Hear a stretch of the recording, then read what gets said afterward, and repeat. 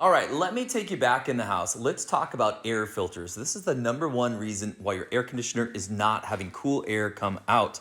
In this next part of the video, I'm gonna walk you through removing a temporary filter or a disposable filter that you gotta throw away every 3 months and replace. I'm gonna put a permanent electrostatic filter. It's washable, lasts a long time. Let me walk you through this process. Replacing this disposable filter, like this one up here, with a permanent electrostatic air filter. This first one we'll put right into this air return right here. So how do we open this? Well, for this particular one, it has these little screw things here.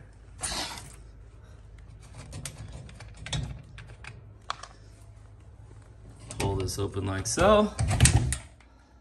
And for this one, it kind of pops off. Some of them do that a little bit more, some less. And there's our old filter. So if you are going to do this and you want to buy one of these, I'll put links down in the description down below. So what size will you need? Well, one thing that's really nice is on these old filters, they're gonna tell you what size it is. So this one is 14 inches by 24 inches by 1 inch thick. So 14 by 24 by 1. And if you look right here, there it is right there, 14 by 24 by 1. Also, you'll want to note on our old air filter, if they put it in correctly, here's the airflow arrow right here. This is an air return, right? So it's pulling the air back into the system. So it's sucking the air in through this tube. So when we install this one, we'll want to make sure that this directional arrow is also facing that same direction. So our old filters, the disposable ones, were MERV rating 8, which is good. And here's a quick list of some of the things we'll be pulling out of the air. Especially take note of that mold spores. I think that's a really important one these days. And this is also a MERV 8. So as far as how effective this will be at cleaning the air, they should be very similar. So there's our arrow. We'll simply place it in here.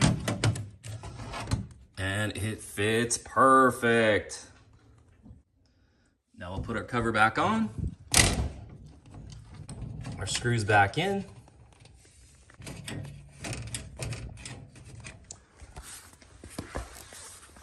And we're all set to go. So for this filter here, this house has both heating and cooling, so it's run most of the year. So about every 3 months, I'll simply pull this out, wash it through with some water, which I'll make another video on how to clean these, but it's very simple. You let them dry out, you put them back in, do that every 3 months, or depending on how much you run your system. For this house, it'll be about every 3 months, and you'll never have to buy another one of these again. Hey friends, I hope this video helped you out. If it did, give it a thumbs up. Check out the description down below and you can learn more about these kinds of filters, and we'll see you next time.